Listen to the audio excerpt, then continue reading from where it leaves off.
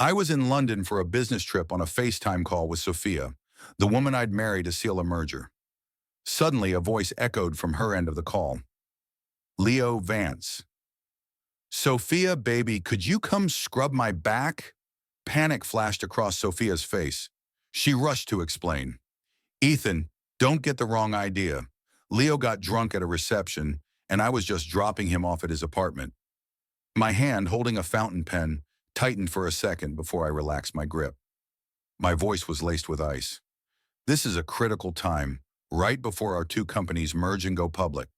Don't let a sex scandal derail this entire deal. If you do, there will be hell to pay. Ethan, just let me explain.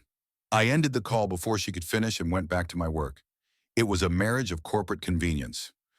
Who had the energy to waste on emotional screw-ups who thought love was all that mattered in this world? Money is power. Controlling the economic lifeline is the only thing that counts. Once the new conglomerate was successfully listed, I'd settle the score with all of them. Ethan, dear, has Sophia arrived yet?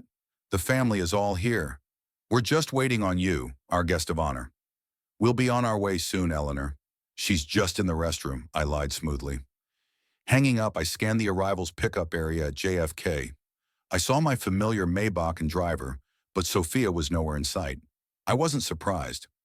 I told the driver to head for the Miller family estate in Greenwich and settled into the back, closing my eyes. Casual lies like that had become the norm in my marriage to Sophia. Our relationship was purely transactional. 3 years ago, to honor an agreement made by our grandfathers, I returned from finishing my MBA abroad and married Sophia Miller, the heiress to the Miller fortune. To solidify the alliance between our families and to elevate my own standing, we had a child within the first year. I never once considered trying to cultivate a real relationship. Sophia's heart belonged to someone else. Any attempt at affection on my part would have been a waste of time. The man she was in love with was my stepbrother, Leo Vance. The moment I'd left for my studies overseas, Leo had swooped in, trying to push me out of the picture and take my place. It was typical of him. Growing up, he'd always been the favorite, shamelessly taking whatever he wanted from me with our mother's blessing. His ambition didn't surprise me in the least, but I wasn't worried. Besides having the unwavering support of Sophia's parents, I also trusted Sophia herself. We'd grown up together, and despite a few lost years after a certain incident, we were practically childhood sweethearts. I didn't think she was the type to completely lose her head. Reality, however, hit me like a ton of bricks. I remember one of our transatlantic video calls. During a brief 15-minute conversation, she spent 10 minutes talking about Leo. That's when I finally realized how wrong I'd been. I locked away the foolish, hopeful part of my heart for good. I didn't fight with her or cause a scene. I just kept organizing my files, offering non-committal responses as she chattered on. There's no point in chaining yourself to someone whose heart has already left. I decided to treat it for what it was, a fair, calculated business exchange. Back then, I had even tried to warn her, framing it as a joke. You know, with our family's companies about to merge and go public, you might want to be a little more discreet. We wouldn't want any nasty rumors flying around. It was a clear warning. Sophia was smart. She had to have understood, but she chose to play dumb. She even defended him. Ethan, what are you talking about? I'm your fiancé. Leo has always been fragile, she'd said, and he struggles with depression. I'm just looking out for him as his future sister-in-law. The tenderness in her voice was unmistakable, and it was far from the way one should speak about a brother. I didn't call her on it. Burning that bridge would have been a mistake. It would have only played into Leo's hands and soured my relationship with the Millers. After the call, I instructed my most trusted associate back in the States to keep a close eye on her. If necessary, he was to arrange an accident to disrupt their little tryst. On our wedding day, she came to me untouched. We had our son. To be absolutely sure, I ran a discreet paternity test. Only after the results confirmed the child was mine did I finally breathe a sigh of relief. The Miller Corporation's overseas network was extensive. I threw myself into my work, laying the foundation for my own empire. As for Sophia, after she finished nursing our son for the first year, I stopped paying attention to her. I let her parents, the responsible ones, take over raising the boy, and I let her waste away. She had already served her purpose. Once the new company went public, once I had reclaimed everything I lost and held all the power, then it would be time to settle old debts. Sophia called just as my car was leaving the airport expressway, heading toward the sprawling Miller estate in Greenwich. Her voice was apologetic. "Ethan, I am so sorry I wasn't there to pick you up." Leo's stomach was bothering him, and by the time I made sure he was okay, it was too late. "Are you a doctor?" I snap. "He's a 26-year-old man. Can't he call an ambulance?"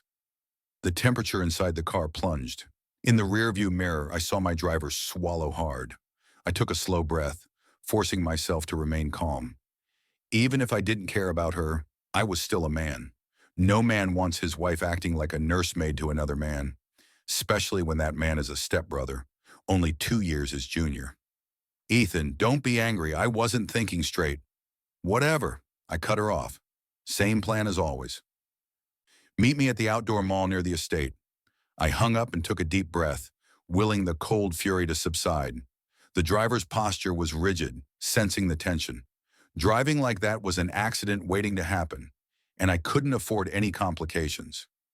Half an hour later, I was standing outside the mall, smoking a cigarette while I waited. A few minutes later, a red Ferrari pulled into the spot across from me. Sophia got out and hurried over. "Honey, have you been waiting long?" "Just got here," I said, my eyes fixed on the pale skin of her neck. "Is it a new scarf?" "A scarf?" she asked, confused. "Why would I wear a scarf? It would totally clash with this dress." I pulled out my phone, opened a camera app, and flipped the view so she could see the screen. The angry purple mark on her neck stood out like a beacon. "Oh," she gasped, instinctively covering it with her hand. "How? I go into the mall and buy a scarf to cover that up?" I said, my voice flat. "Your parents have been married for over 30 years. They'll know I'm not the kind of man who leaves marks like that." My words had a double meaning. Sophia took a step back, her eyes darting away. I pushed him off. It didn't go any further. "Go buy the damn scarf," I ordered, my voice turning to steel. "Don't waste any more time. The entire family is waiting." She bit her lip and said nothing more, turning and walking quickly toward the stores. 20 minutes later, she was back in the car. I nodded to the driver and we pulled away. I was thankful this driver was one of my guys. If one of the Miller's staff had seen this, it would have been another mess to clean up. Not that her parents would do anything drastic. Sophia was their daughter. Their anger would amount to little more than a slap on the wrist. But if she felt cornered and threw a tantrum, it would only complicate my plans. On the drive from the mall to the estate, Leo called her at least 7 times. Finally, with a flash of annoyance in her eyes, she grit her teeth and shut her phone off. "Ethan, please don't be angry," she said, forcing a smile, her tone pleading. "This welcome home dinner for you is what's important. I'm not going to deal with him." I rubbed my arm, a shiver of disgust running down my spine. "I'm not angry," I said with cool indifference. "I'm not in love with you." Remember, her bright, beautiful eyes froze. Her mouth opened, but no words came out. I turned to face her, looking at the face that had once made my heart race, but now left me completely cold. "This is a business arrangement. We are partners," I stated. "I don't care what you do in your private life, but you will not create a scandal that affects our bottom line. If you jeopardize this merger, you know there will be consequences." With that, I closed my eyes again, feigning sleep, and didn't say another word to her for the rest of the drive. When the car arrived at the Miller estate, Robert and Eleanor were already waiting at the front door. I put on a pleasant smile, and after helping Sophia out of the car, took her hand as we walked toward her parents. "Mom, Dad," I said with a hint of apology. "Sorry to keep you all waiting." "Nonsense, we're just glad you're back," Eleanor said, reaching up to touch my cheek. She sighed. "You've worked so hard overseas, you've gotten too thin."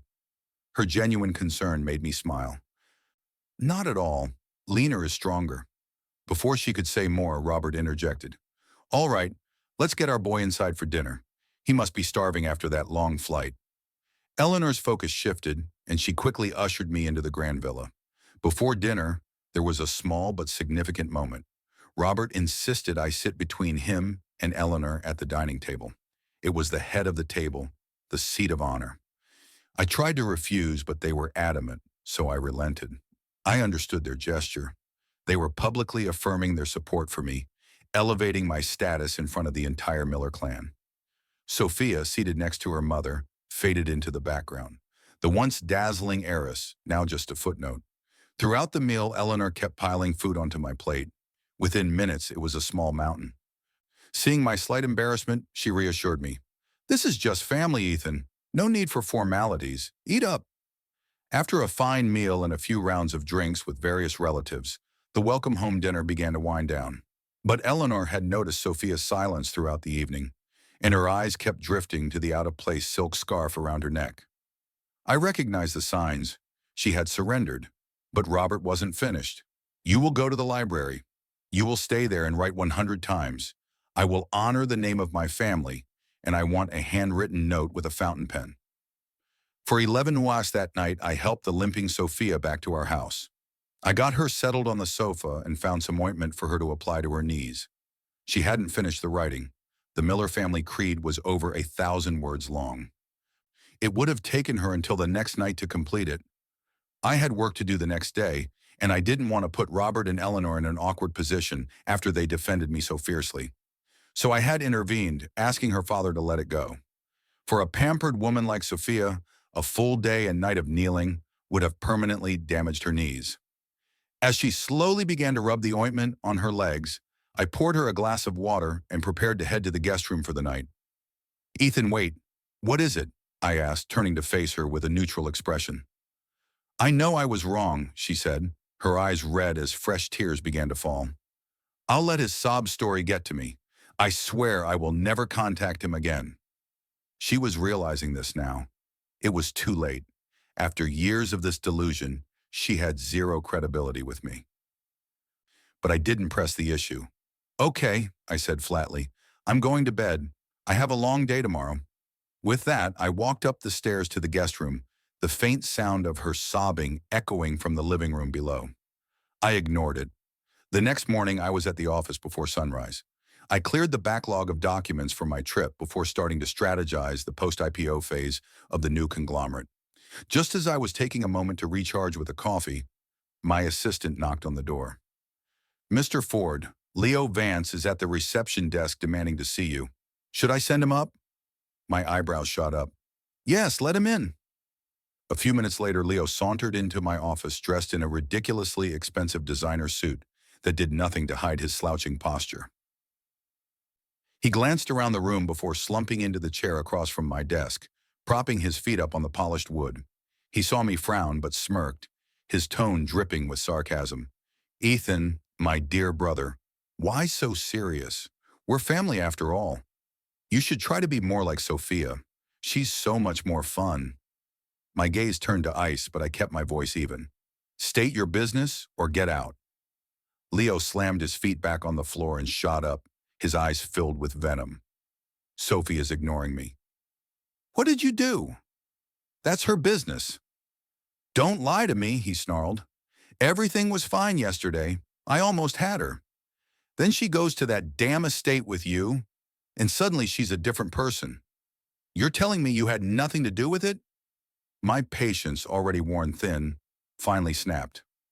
"That's because your act is pathetic," I retorted, a grown man whining and playing the victim like a child. "What woman would put up with that for long? You'd be useless even as a boy toy for some rich cougar. They'd probably mistake you for a lost puppy." Leo's face turned beet red. He pointed a trembling finger at me, utterly speechless, because he knew every word I said was true. I let out a cold laugh. "What's wrong? Cut out your tongue, or were you just too busy getting manhandled last night?" "You're dead," he screamed, grabbing the heavy wooden pen holder from my desk and hurling it at my head. This was the moment I had been waiting for. I dodged it easily, vaulted over the desk in one smooth motion, and planted my fist squarely in his smug, pale face. "Act!" Leo cried out, collapsing to the floor, clutching his bleeding nose and mouth. He stared up at me in terror. "You hit me!" I loosened my tie and tossed it onto the desk, looking down at him. "No, I want to beat you." I leaned down and unleashed a barrage of punches. As he howled and tried feebly to block the blows, Leo gasped out a threat. "Ethan Ford, if you touch me again, I'm telling Mom and Dad. They'll disown you." I didn't stop punching. "Are you a toddler? Still running to Mommy and Daddy?" I sneered, my blows landing with more force. "You ever heard of respect? You dare to make a move on my wife, your own sister-in-law? Today I'm going to teach you a lesson you'll never forget." Ignoring his screams, my fists rained down on his face. After 2 minutes, his cries weakened to pathetic, guttural whimpers. Feeling like I collected enough of the interest on his debt, I finally stopped, sinking to the floor to catch my breath. As I was massaging my bruised knuckles, Leo suddenly lunged. He pulled a switchblade from his pocket and slashed at my throat. I threw myself backward, instinctively raising my arm to block the attack. The blade sliced a deep 4-inch gash along my forearm. Leo's face was a bloody mask, his eyes blazing with hatred. "I'm going to kill you," he shrieked, lunging at me again. The tip of the knife stopped less than 2 inches from my eye. I used my knee to keep his body at a distance, while both of my hands clamped down on his wrist, preventing the blade from moving another inch. Searing pain shot through my arm, and my blood dripped onto my face, but I couldn't relax my grip for a second. I was exhausted from the fight, my arms shaking uncontrollably. I fought to control my breathing, trying to regain any bit of strength I could. We were locked in a stalemate. Suddenly, the office door burst open. Sophia, my assistant, and 2 security guards rushed in. They tore a wild-eyed Leo off me and slammed him to the ground. I lay in a private hospital room with an IV drip slowly feeding antibiotics into my arm. From the room next door, I could occasionally hear the pig-like squeals of Leo Vance. Half an hour earlier, after making sure I was settled, Sophia had stormed off with the security guards to deal with Leo. This scene, her defending me, felt strangely familiar. Back in middle school, Leo, emboldened by our mother's favoritism, had led a group of his friends in bullying me. They tore up my textbooks, cornered me in the bathroom for beatings, and then urinated on me afterward. When I tearfully told our mother, she met my pleas with cold indifference. Even the teachers at school wouldn't intervene, but Sophia did. After school, she had her family's bodyguards break Leo's leg and shove his head into a toilet until he nearly passed out. She had stood over him, pointing a finger, and declared, "If you ever touch my fiancé again, I'll have you thrown in the river." In that moment, she was like a ray of light in my dark, hopeless world. I swore to myself that I would become strong enough to be the one to protect her. But fate had played a cruel joke on me. Somehow Leo's act, the reformed bad boy, the fragile soul, had completely captivated her. She had once even suggested that I transfer some of the Ford industry stock my grandfather had left me to Leo. For years, even while studying abroad, I could never fully accept this bizarre turn of events. Now seeing her punish Leo once again, a small crack appeared in the wall I had built around my heart, but I quickly sealed it shut. I couldn't afford to gamble on her again. I couldn't trust her. If her heart could change once, it could change again for someone else. Better to focus on my work, on building my own strength. The door opened softly. Seeing that I was awake, Sophia hurried to my bedside. She gently stroked my bandaged arm, her eyes full of pain. "I'm so sorry, Ethan. I was too late. He sent me a text saying he was going to teach you a lesson. I should have called to warn you," she continued.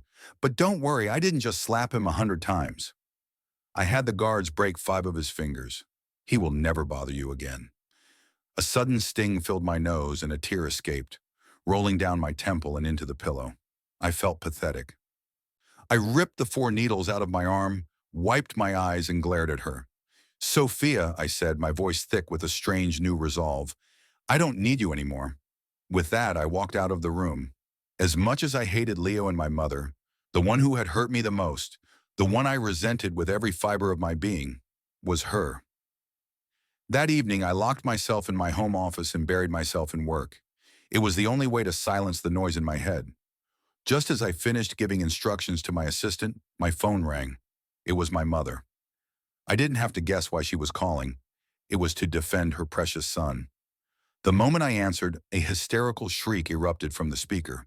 "Ethan Ford, you've gotten bold, haven't you? You think you're a big shot now?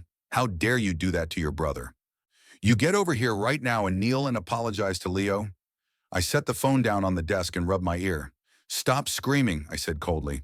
Catherine, your son tried to kill me with a knife. Was I not supposed to fight back? You dare use my full name? I used to be weak, helpless, but now I control the future of both the Ford and Miller empires. Did you really think you could still push me around like you used to? You little bastard. Even if I am, I'm still a step above you, you old monster. I shot back, my voice sharp. Catherine, don't think for a second I don't know about all the filthy, disgusting things you've done. A flicker of panic came from the other end. What? What do you know? I laughed, a humorless, chilling sound. You don't need to worry about that. If you want to keep collecting dividends from the 2% of shares you still hold, I suggest you learn to stay in your place and keep your mouth shut. I hung up before she could respond. My eyes fell on a framed photo on my desk. It was a family portrait, but I had carefully cut Catherine and Leo out of it, leaving an awkward gap. Dad, grandfather, I thought, this is the real face of your good wife, your good daughter-in-law. When I was 5, I was slapped by my mother for pushing Leo after he tried to snatch my favorite toy.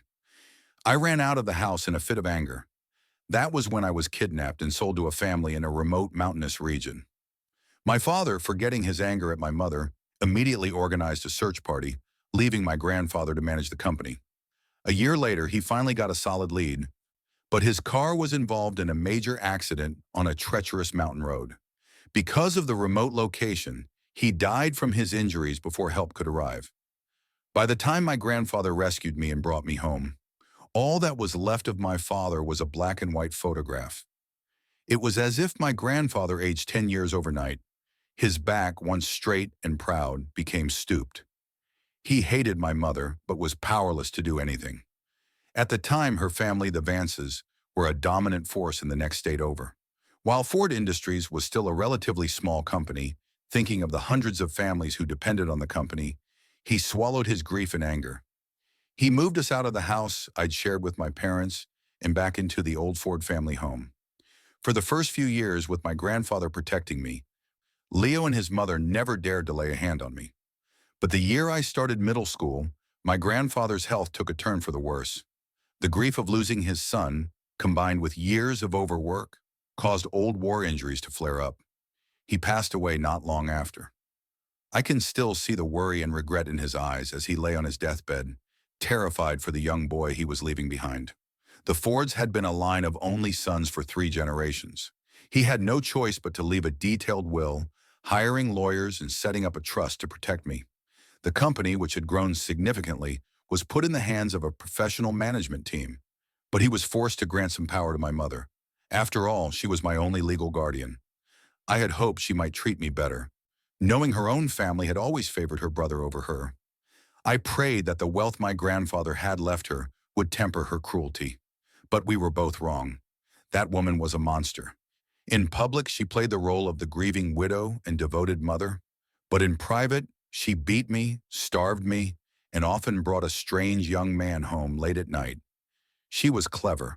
Knowing the Millers were keeping an eye on things at my grandfather's request, she would place a thick book over my body before hitting me with a rubber tunchon, leaving no visible bruises. One night I couldn't take it anymore. While she and a young man were asleep, I took a kitchen knife and went to her room. But the man woke up and kicked me across the floor. My mother was furious. To avoid a scandal, she told everyone that my kidnapping had left me with severe psychological issues. She had me committed to a private mental institution. I spent 6 months in that hell. Just when I had lost all hope, Robert and Eleanor Miller grew suspicious. After some investigation, they discovered where I was and rescued me. They used what they knew to threaten my mother into relinquishing my custody to them. For people of their generation, reputation was everything. They chose to protect me and hold a secret over her head rather than cause a public scandal that would tarnish my future. Besides, my grandfather's will stipulated that I would inherit control of the company upon my college graduation. From the end of middle school through high school, I lived with the Millers. For college, I went abroad, studying and interning at the Miller Corporation's international branches. During that time, I didn't just study. I used the first money I ever earned to hire professional martial arts instructors. I was determined to become stronger in every way. I had to survive. I had to build my own empire. Those monsters were still out there living their lives. I had no right to give up. I hadn't sent them to hell yet, and I hadn't yet fulfilled my grandfather's dream of seeing Ford Industries go public. 5 days flashed by.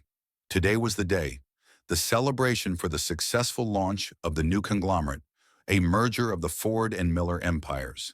Every major player in the industry would be there along with the national media.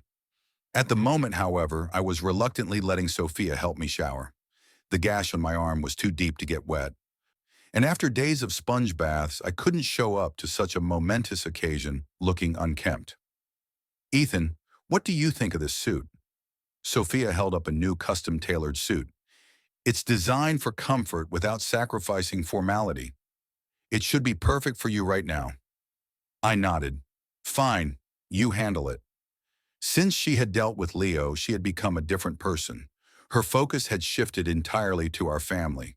She started taking cooking classes and even brought our son home from her parents' estate to care for him herself. I remained unmoved, but for the sake of my son, who needed a mother in a stable home, I let her try. Our relationship would remain a partnership. We would partner to grow the company, partner to raise our children, and partner to continue both the Ford and Miller legacies. That was all I needed. Dressed and ready, we presented a united front as we rode in the Rolls-Royce Phantom to the event venue. An hour later, the grand ballroom was already filled with guests. The media was in position. My assistant met me at the door and confirmed that all prior arrangements were in place. I gave a calm nod, but inside my heart was pounding with anticipation. I had waited for this moment for so long. Suddenly, a familiar yet unwelcome voice called out, "Nephew, my dear nephew, my uncle, Catherine's half-brother," rushed over, a wide grin on his face. "Congratulations on merging two companies that were at a stalemate and taking them public. It's a brilliant move. I hope you'll remember to help out Vance Industries in the future." I offered a polite, meaningless smile and nodded. Help them? That would depend on what was left of their fortunes. This was the man who now ran the Vance family company. Thanks to his incompetence, it was a shadow of its former self. It would have gone bankrupt years ago if Catherine hadn't used her power at Ford Industries to funnel money to her family.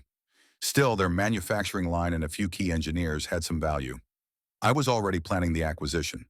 He and his family had known about the abuse I suffered and had looked the other way. They had even tried to pressure me into signing over my shares. Half an hour later, the gala for the launch of Ethel Red Global officially began. The ballroom was packed. My mother, Catherine, was flitting through the crowd like a social butterfly, networking and trying to secure resources for Leo, who was still recovering. I had specifically instructed Sophia, as her daughter-in-law, to invite her. The stage was set. It wouldn't be a show without the main villain. Finally, the speeches began. After a few minutes of opening remarks, it was my turn to take the stage. "Ethan, are you sure about this?"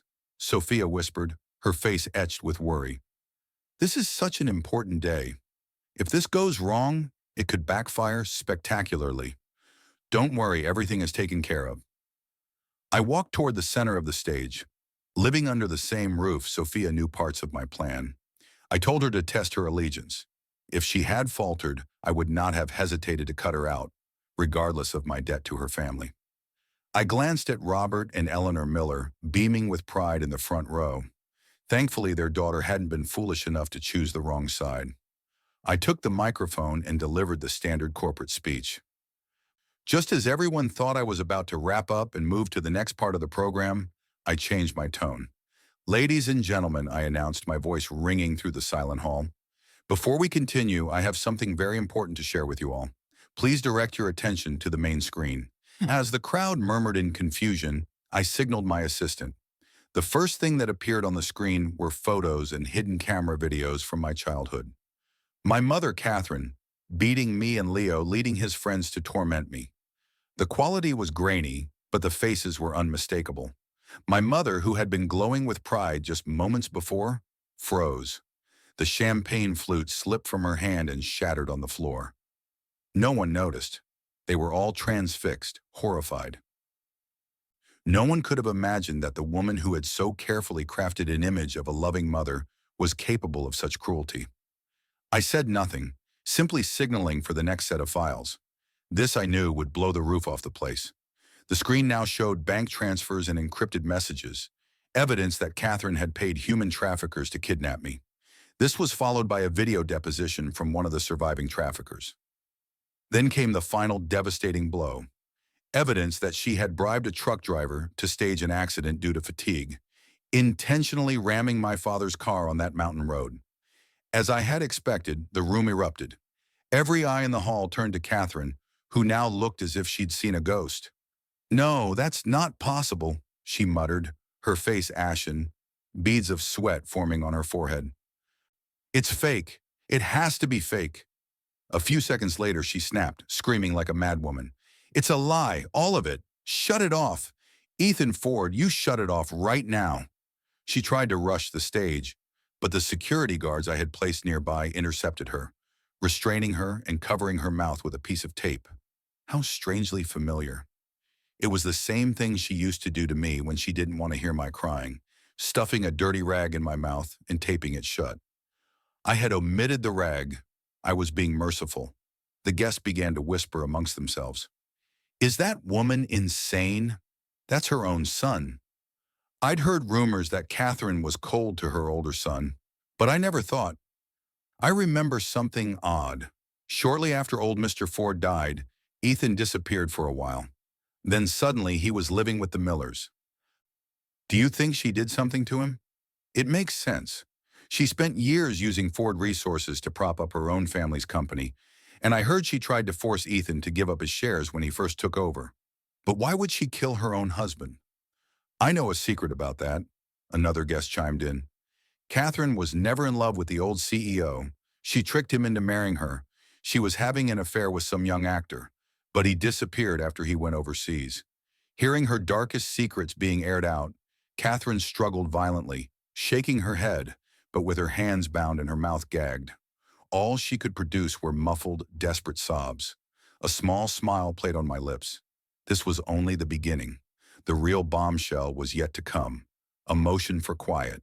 The savviest people in the room knew the show wasn't over. They watched with rapt attention. If what they had just seen was shocking, the next revelation would be apocalyptic. This kind of scandal was rare, even among the most dysfunctional elite families. The image on the screen changed again. It was old hotel security footage from when I was less than 2 years old, showing Catherine meeting with that disappeared young actor. The video was blurry, but after a great deal of work with new restoration technology, the faces were recognizable. When Catherine saw the footage, she looked like she had seen a ghost. Her eyes widened in disbelief, then filled with terror. Next, I displayed pages from a diary that had belonged to the young actor. It detailed in his own words how his affair with Catherine had begun. It described how she had become pregnant with his child and passed Leo off as a Ford. It was all born from her hatred.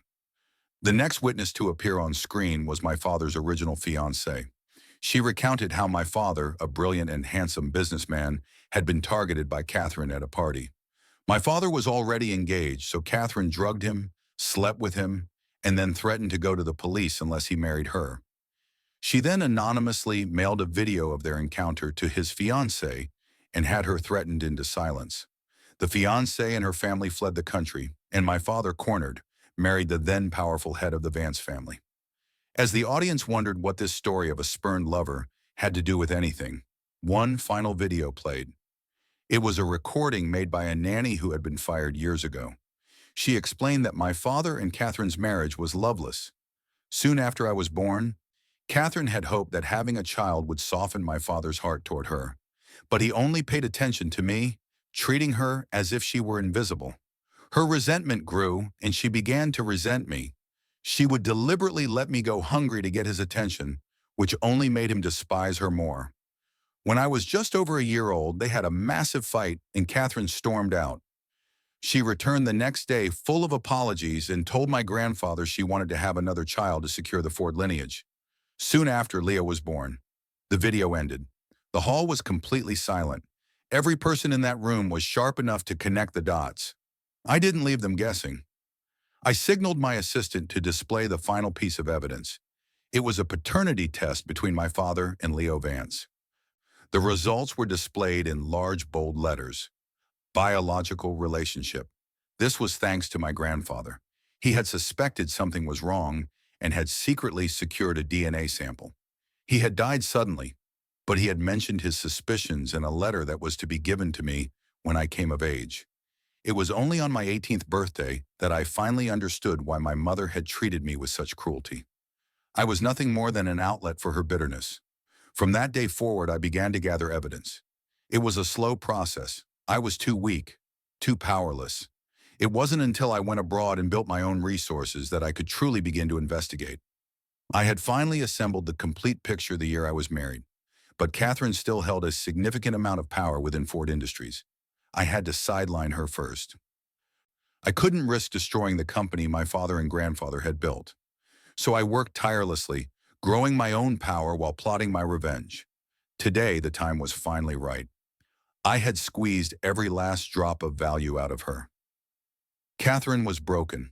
Her face was a mask of gray. Her eyes were utterly devoid of hope. She knew this wasn't just a public shaming, but a tiny flicker of desperation remained. She looked at me, her eyes pleading for a way out.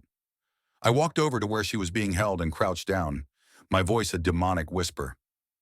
"Remember on the phone the other day when I told you I knew everything you'd done?" I mocked her. "Well, now you know what I meant." She thrashed wildly, trying to lunge at me, but the guards held her fast. All that came from her was a powerless, muffled scream. I looked at her with amusement and patted her cheek. "This evidence is more than enough to secure a death penalty," I said softly. "Go say hello to my father and grandfather for me." I signaled the guards. It was time to deliver Catherine to the authorities. As for Leo, still laid up in a hospital, I had a much better place in mind for him. Tinda Gala ended up being a spectacular success, but my work was far from over. The moment the event concluded, I had my PR team release a carefully crafted narrative to the media. They painted me as a figure of resilience and fortitude, a man who had overcome unimaginable adversity. The story of Catherine and Leo's treachery was used to build my legend. As a result, the company's stock didn't fall. It soared. The next day, just as I predicted, the stock price skyrocketed. My story went viral.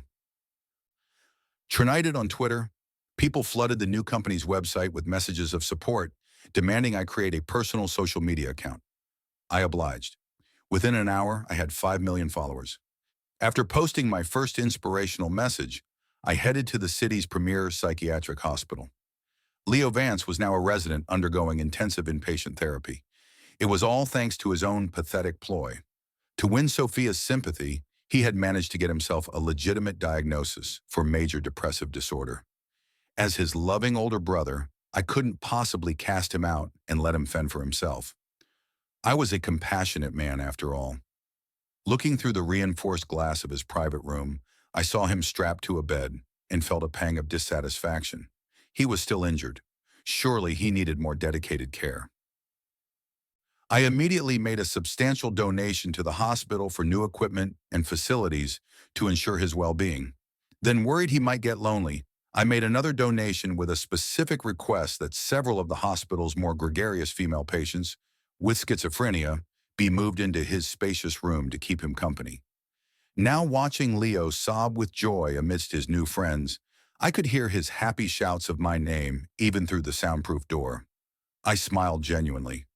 It seemed my dear brother was quite pleased with the arrangements. He could live out the rest of his days here. I would not be disturbing him again. A month later, I was reviewing the quarterly reports. The company's performance was explosive. I smiled with satisfaction. It was good, but not good enough. My assistant entered. It was time to go. Time for Catherine's execution.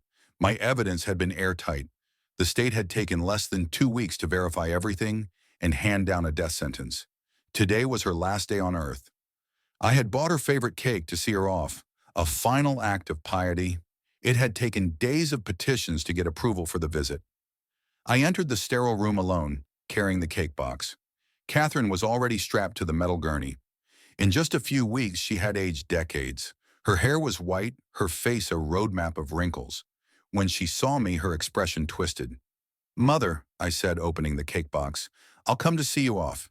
This is from your favorite bakery. Have a piece." The room was instantly filled with a pungent, overwhelming scent of cilantro.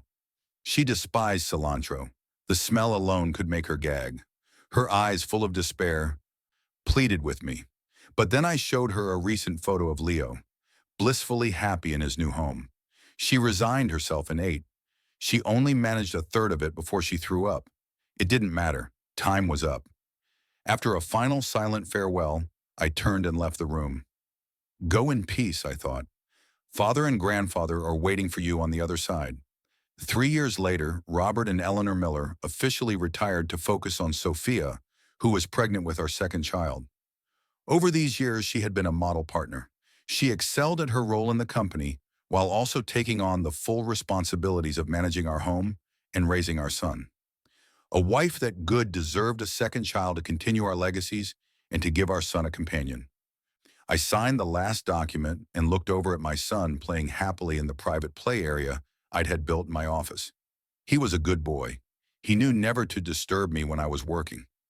Seeing I was finished, he came running over on his little legs.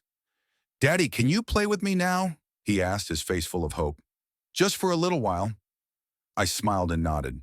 For my son, I always had time. That evening, I carried my sleeping son into the house. After putting him to bed, I went to the study to continue working. A few moments later, Sophia, her baby bump now prominent, walked in. "Ethan, can we talk about what?" I asked, looking up from my screen, deciding to hear her out. "Sophia," I said, biting my lip, "can we start over for real this time?" I paused. We never ended anything. What is there to start over?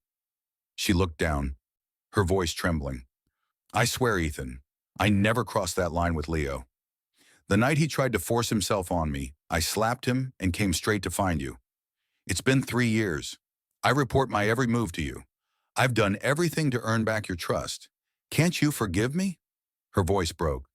"Leo is gone. The thing that was between us is gone. Can't you look at me the way you did when we were in school? Can't you love me again?" I rubbed my temples, glancing at her pregnant belly. My voice was gentle. "Sophia, let's just keep things as they are. It's good this way, isn't it? Out in the world, you are the respected vice chairwoman and COO of a global corporation. At home, you are a wonderful mother to our children. That is more than enough. Why do you need to chase something as fleeting and unreliable as love?" My own voice grew with passion. "You shouldn't be wasting your time on tears and sentiment. You should be focused, fighting for our children's future, building a greater foundation for the generations to come." I took a sip of water, my throat dry. "We have our children. We can continue on as a family, as partners. It's the perfect arrangement." Sophia turned her head away, silent. I knew it was a sign of her resistance. I was growing impatient, about to suggest she go back to her room when Eleanor walked in with a tray of herbal tea. Seeing her daughter's red-rimmed eyes, her expression hardened. "Sophia, what are you doing in here bothering Ethan? You should be in your room resting. Go back now," she chided gently. "Your most important job is to take care of yourself and that baby. This child will carry the Miller name. You know, how can you be so reckless?" I gave my mother-in-law a discreet thumbs up. Eleanor set the tea down, shot me a look that said, "I'll handle this," and gently but firmly escorted Sophia out of the study. I turned my attention back to my work. Ethelred Global had just broken into the $100 billion club. It was a milestone, but it was nowhere near enough. Even if it was enough for my 2 children, what about my grandchildren? My great-grandchildren? I had to think of them, of the dynasty we were building. I had to work harder.